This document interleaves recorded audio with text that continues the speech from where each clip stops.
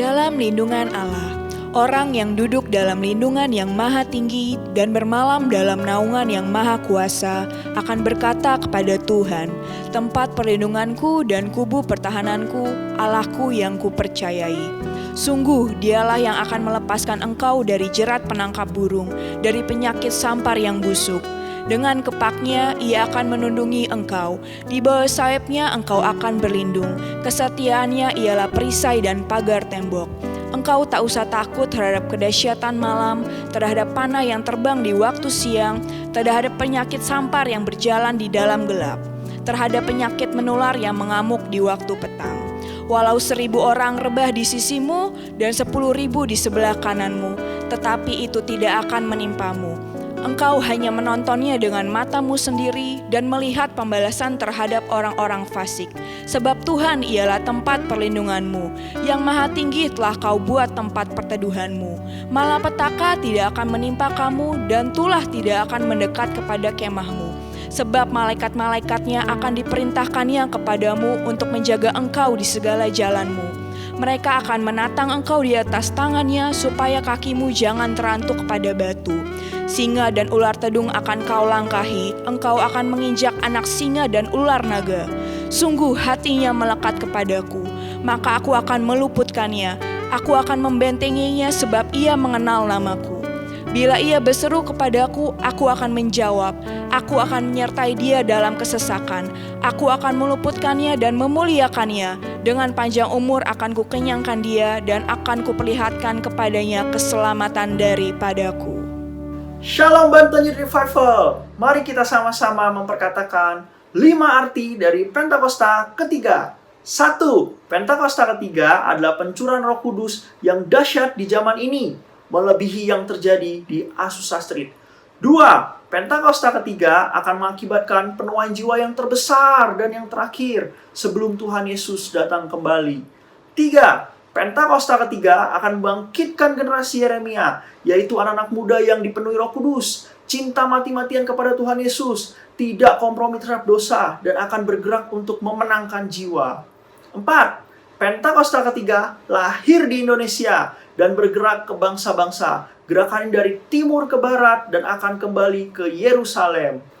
5. Pentakosta ketiga akan memberikan kuasa untuk menyelesaikan amanat agung dan setelah itu Tuhan Yesus datang kembali.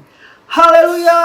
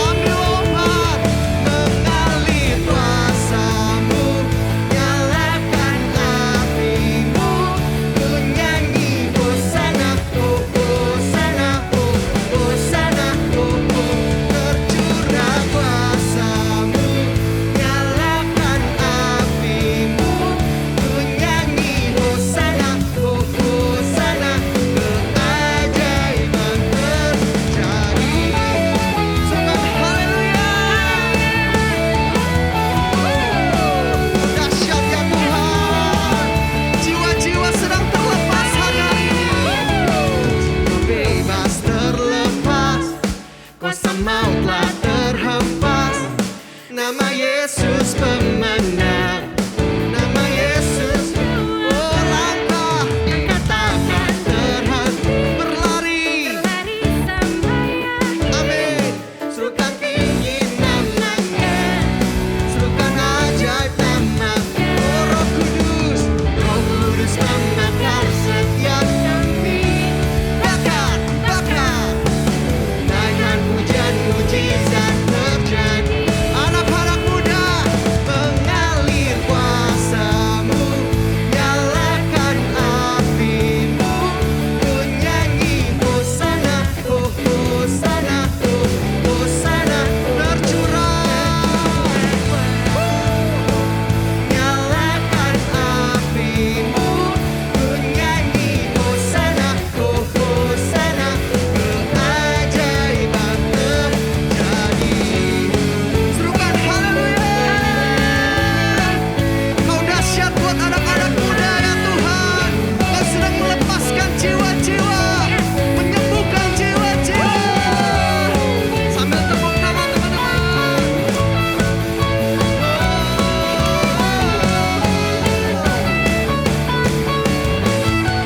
Mari sambil angkat tanganmu. Roh Kudus membakar setiap kami.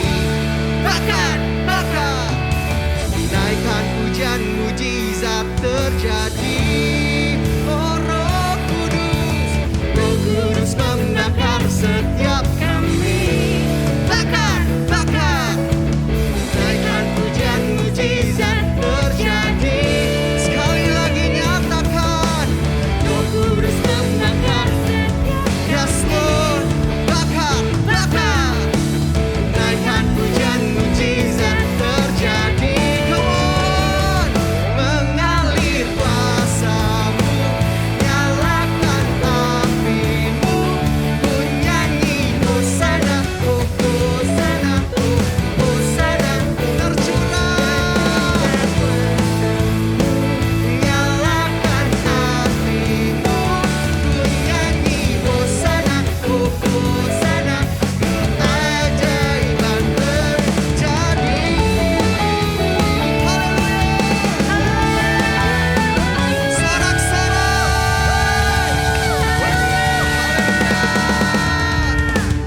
Yes, haleluya. Kita mau sama-sama memperkatakan DNA kita.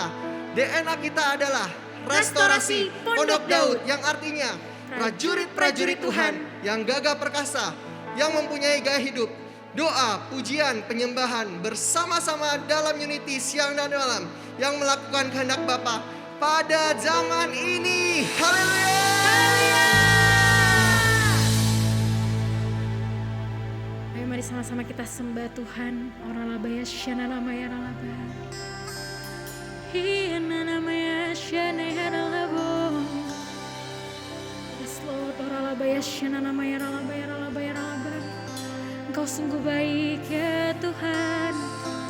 Hiana namaya shana haralabo, hiana namaya si.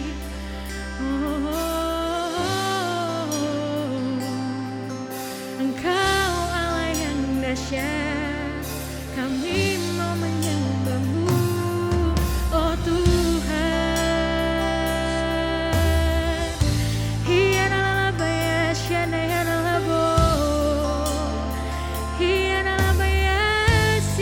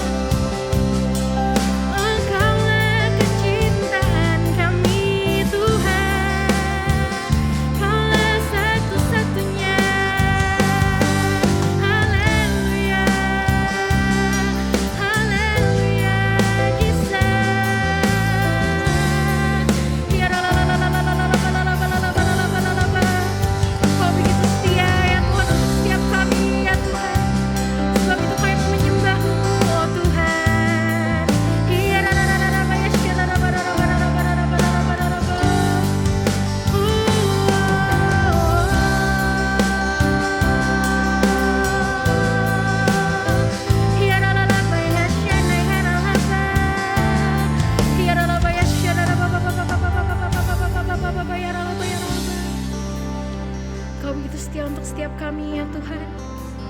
Kami mau katakan kalau kami merasakan ya Tuhan, oh setiap hadirat-Mu ya Tuhan, setiap kebaikan-Mu ya Tuhan, yes Lord.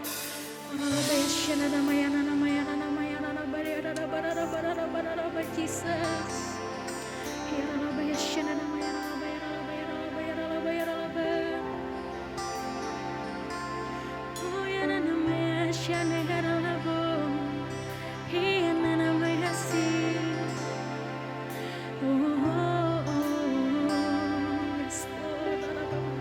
Kasih setiamu yang ku rasakan lebih tinggi dari langit biru. Kebaikan-Mu yang telah Kau nyatakan lebih dalam dari lautan. Berkat-Mu yang telah ku terima sempat membuatku terpesona. Apa yang tak pernah ku pikirkan, itu yang Kau sediakan bagiku. Siapakah aku ini Tuhan, jadi biji mata-Mu.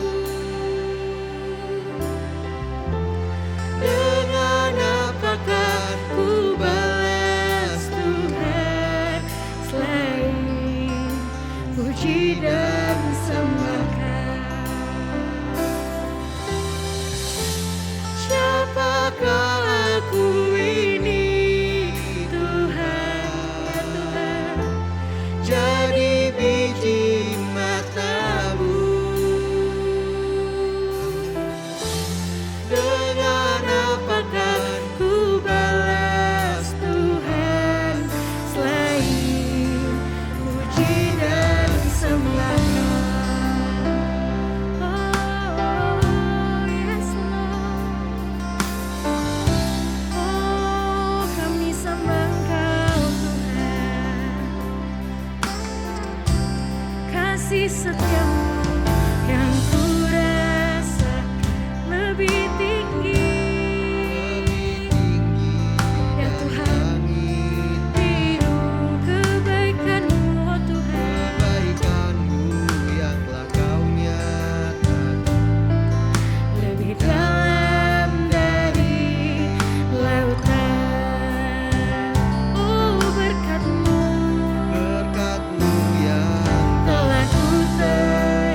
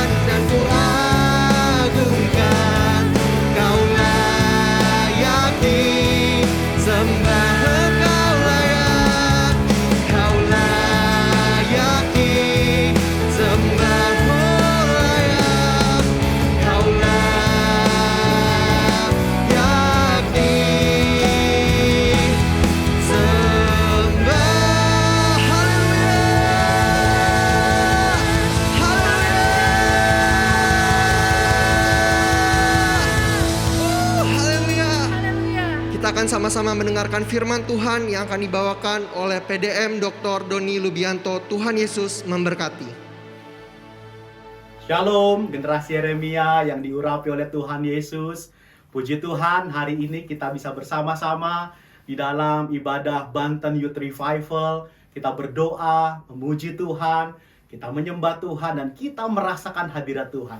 Kodoni sangat yakin, dimanapun kita berada saat ini, hadirat Tuhan yang kuat menjamah kehidupan kita dan mengubahkan kita.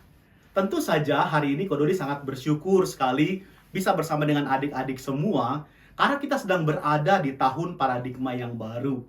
Bahkan bukan cuma itu, kita sekarang ada di penghujung bulan yang pertama dari tahun paradigma yang baru. Artinya apa? Tentunya adik-adik telah mendengar ada begitu banyak sharing firman Tuhan dari hamba-hamba Tuhan yang dahsyat, hamba-hamba Tuhan yang diurapi di minggu-minggu yang lalu berkaitan dengan tema paradigma yang baru. Nah, kalau kita bicara tentang paradigma yang baru ini kan bicara soal cara pandang, cara berpikir yang baru, cara berpikir yang mengalami perubahan secara gradually, secara bertahap. Sama seperti halnya misalnya orang dari TK, kemudian dia berkembang, lulus, masuk ke SD, ke SMP, kemudian ke SMA dan tingkatan perkuliahan. Demikian juga perubahan di dalam cara berpikir kita. Kita mengalami perubahan di dalam cara berpikir seiring dengan pertumbuhan kerohanian di dalam kehidupan kita. Pikiran kita makin dewasa, pikiran kita makin matang, pikiran kita makin sempurna, dan kita mengalami perubahan pola berpikir secara gradually, secara bertingkat. Kalau kita bicara tentang cara pandang, cara kita berpikir, ada hal-hal yang dahulu kita anggap sebagai satu keuntungan. Tetapi di tahun paradigma yang baru ini, justru hal itu kita anggap sebagai kerugian. Bahkan kita anggap sebagai sampah. Nah, inilah yang dikatakan oleh Rasul Paulus kepada jemaat di Filipi. Kalau kita membaca dalam Filipi pasal yang ketiga, ayat yang ketujuh, Filipi pasal yang ketiga, ayat yang ketujuh, demikianlah firman Tuhan.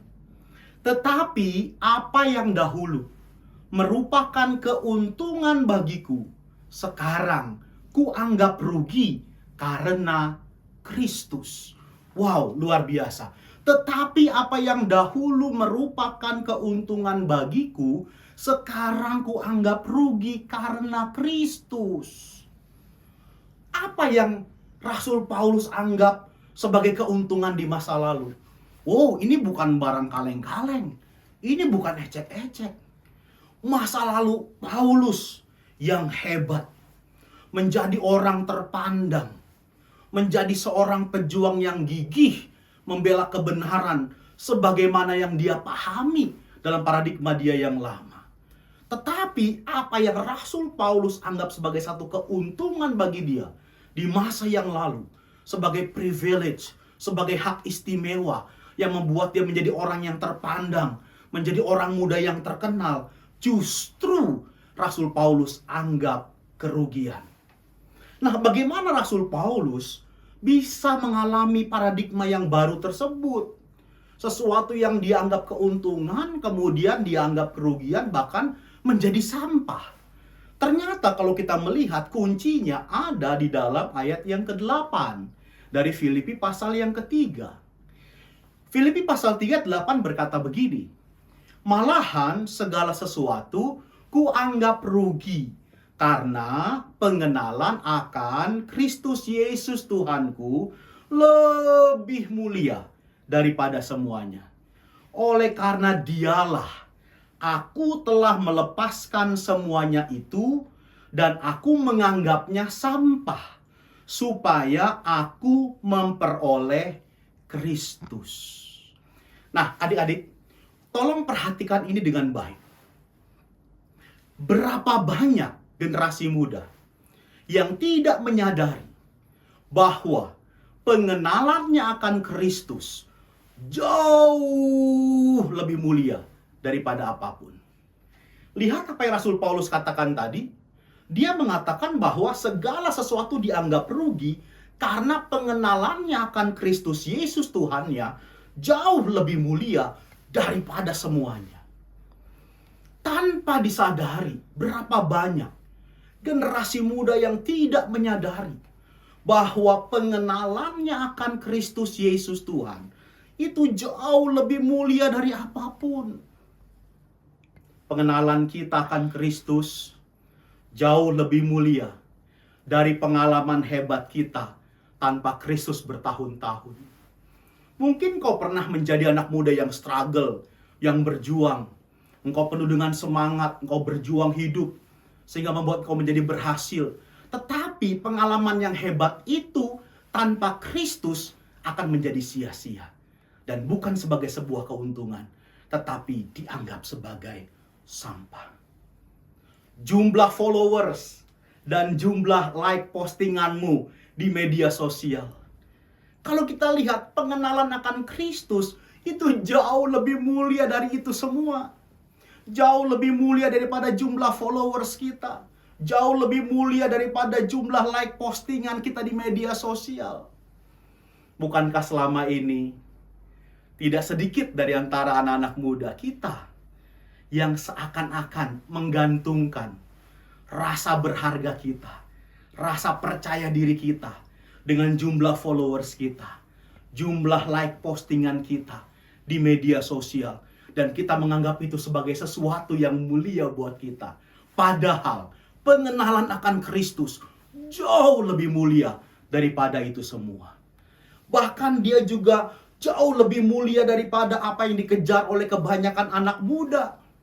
Popularitas misalnya, kekayaan, wow, jauh.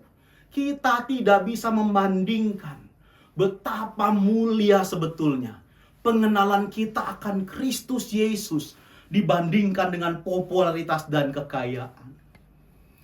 Anak muda yang dikasihi oleh Tuhan, generasi Yeremia yang dahsyat, ketidaksadaran akan betapa mulianya pengenalan akan Kristus itu seringkali yang membuat tidak sedikit anak muda mengabaikan untuk membangun hubungan yang intim, hubungan yang erat dengan Tuhan. Ketidaksadaran akan betapa mulianya pengenalan akan Kristus ini yang seringkali kemudian membuat tidak sedikit anak muda yang mengabaikan ibadah, mengabaikan untuk memuji, menyembah Tuhan dengan intim, dengan luar biasa. Dengan kata lain, tanpa sadar, mereka melepaskan yang sangat berharga di dalam genggaman demi mengejar yang Rasul Paulus anggap sebagai kerugian, bahkan dianggap sebagai sampah. Kita rela meninggalkan ibadah. Kita rela meninggalkan waktu yang berharga untuk bersekutu, intim, karib, erat dengan Tuhan. Demi mengejar keberhasilan. Demi mengejar popularitas. Demi mengejar kekayaan. Sampai kita lupa kita punya maksud dan tujuan. Membangun hubungan yang intim. Membangun hubungan yang erat dengan Tuhan. So, dengar ini baik-baik. Dalam tahun paradigma yang baru ini, mari kita jangan meniru, jangan mengkopi, jangan menjadi serupa dengan orang-orang yang hidup secara duniawi. Kita harus berubah. Yang setuju katakan amin. Kalau ada di dekatmu, adik, kakak, kokoh, teman, cici, bilang sama kiri kananmu, kamu harus berubah. Jangan hidup seperti cara hidup orang-orang yang hidup secara duniawi. Nah, bagaimana kita bisa mengalami paradigma yang baru? Filipi pasal yang ketiga, ayat yang ke-10, firman Tuhan katakan begini. Yang ku kehendaki ialah mengenal Dia dan kuasa kebangkitannya dan persekutuan dalam penderitaannya, di mana aku menjadi serupa dengan Dia dalam kematiannya. Wow, so powerful. Ayat Filipi 3 yang ke-10 ini luar biasa. Ya, satu ayat yang dahsyat. Yang ku kehendaki ialah mengenal Dia dan kuasa kebangkitannya dan persekutuan dalam penderitaannya, di mana aku menjadi serupa dengan dia dalam kematiannya.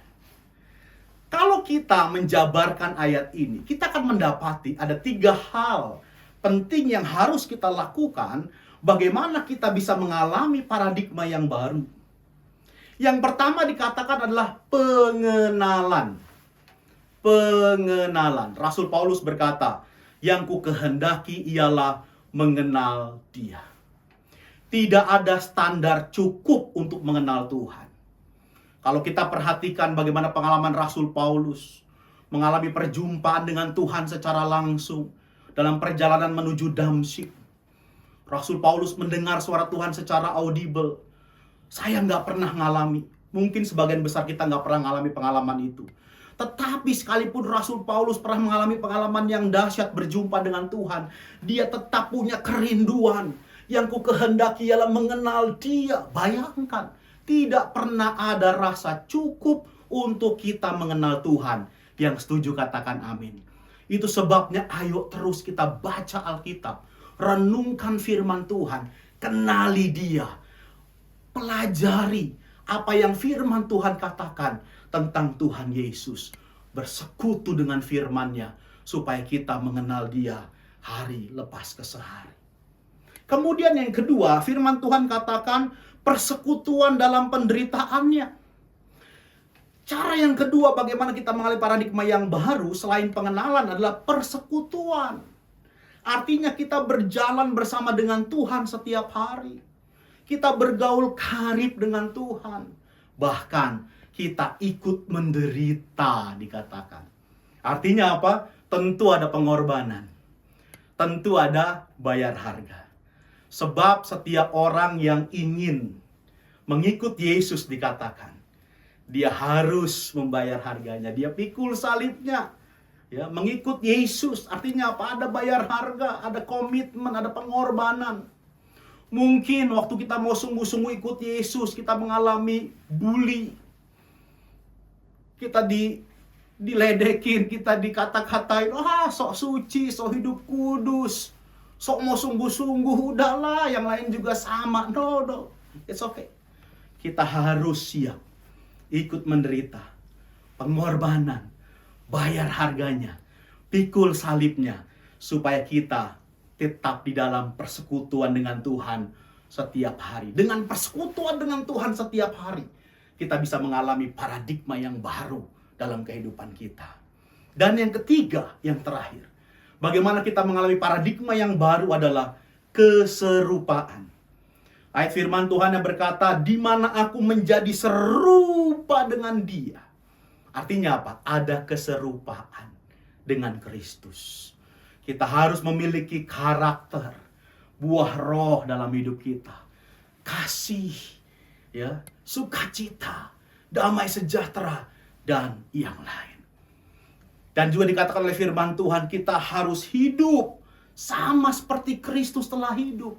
Kita mencontoh, kita meneladani gaya hidup Kristus.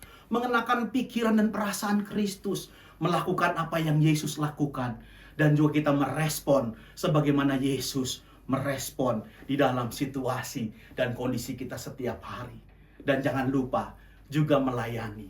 Sama seperti Kristus melayani, kita juga melayani. So hari ini, kalau kita ingin mengalami paradigma yang baru di tahun 2022 ini, dan terus berkembang, terus makin matang, terus makin menjadi sempurna, ingat 3 hal ini. Yang pertama, pengenalan akan Kristus. Yang kedua, persekutuan, berjalan bersama dengan dia setiap hari. Dan yang ketiga adalah keserupaan, memiliki karakter, buah roh, dan hidup sama seperti Yesus telah hidup. Kodoni berdoa supaya sepanjang tahun 2022 ini, masih ada Februari, Maret, April, terus sampai Desember. Bahkan Kodoni yakin tidak berhenti tahun 2022. Tapi kita akan terus bertumbuh di dalam paradigma yang baru. Paradigma yang berkembang. Yang diubahkan karena firman Tuhan melawat kehidupan kita. Mari kita berdoa. Bapa Surgawi, terima kasih. Hamba-Mu berdoa saat ini Tuhan, untuk anak-anak muda yang saat ini ada di rumah-rumah, di apartemen, di tempat pekerjaan, dimanapun mereka berada. Mereka telah mendengarkan firman-Mu. Dan kalau kami bersama-sama masuk di tahun paradigma yang baru tahun 2022 ini, biarlah kami semua mengalami perubahan pola pikir, cara pandang, dan kami hidup secara surgawi. Kami meninggalkan cara hidup duniawi, paradigma yang lama, supaya kami terus bertumbuh di dalam pengenalan yang sempurna akan Tuhan, sampai kami mengalami keserupaan dengan Kristus. Terima kasih Bapa Surgawi, hamba-Mu berdoa, Engkau mengurapi seluruh generasi Yeremia, urapi mereka di dalam pekerjaan, di dalam sekolah, kuliah, pakai jadi alat, jadi terang, jadi garam, jadi saksi Kristus, memenangkan banyak jiwa untuk kemuliaan Tuhan. Dalam nama Tuhan Yesus Kristus kami berdoa, haleluya. Amin. Tuhan Yesus memberkati. Shalom. Ibadah raya dilakukan secara onsite dan online. Untuk ibadah onsite dapat mendaftar melalui www.ibadah.gbirayon3.org. Ibadah online dapat diikuti melalui YouTube Banten Youth Revival mulai jam 7 pagi. Mari teman-teman kita membawa persembahan atau persembahan persepuluhan dapat ditransfer dengan scan QR Code menggunakan handphone teman-teman, dapat melalui M-Banking, OVO, GoPay, Dana, dan lain-lain. Atau ditransfer ke rekening BCA 8680 312 444 atas nama GBI Motherland. Ayo kita bergabung di dalam KUL, Community of Love. Di dalam KUL, kamu bisa bertumbuh mengenal Tuhan bersama saudara seiman. Bagi kalian yang rindu bergabung dalam KUL, bisa menghubungi WhatsApp di 0821 11887710. Ibadah Youth minggu depan dapat diikuti melalui Zoom di cabang ranting masing-masing. Tuhan Yesus memberkati. On fire! Haleluya, mari sama-sama angkat kedua tangan kita berseru seperti Yabes berseru. Kiranya Engkau memberkati aku berlimpah-limpah dan memperluas daerahku, dan kiranya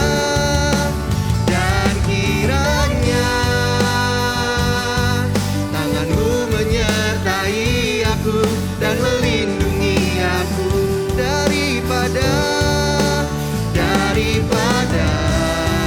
malapetaka, sehingga kesakitan tidak menimpa aku, sehingga kesakitan tidak menimpa aku, sehingga kesakitan tidak menimpa aku. Haleluya.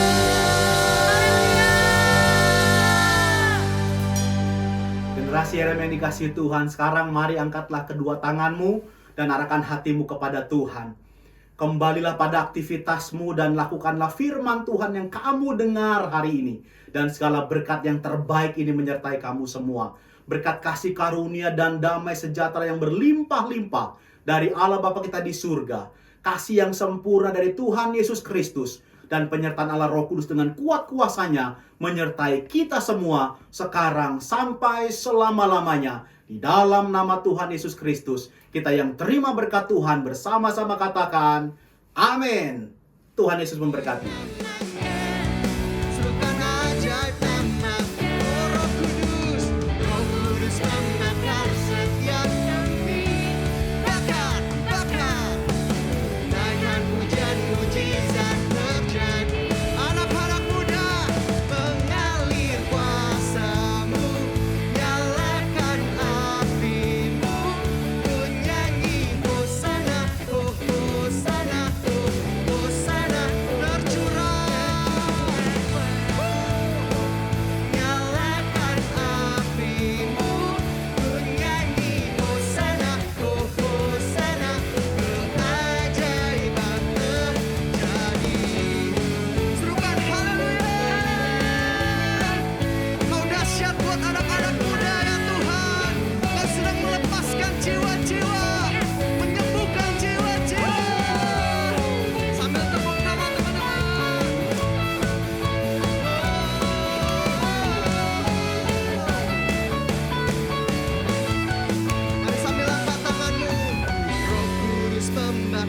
setiap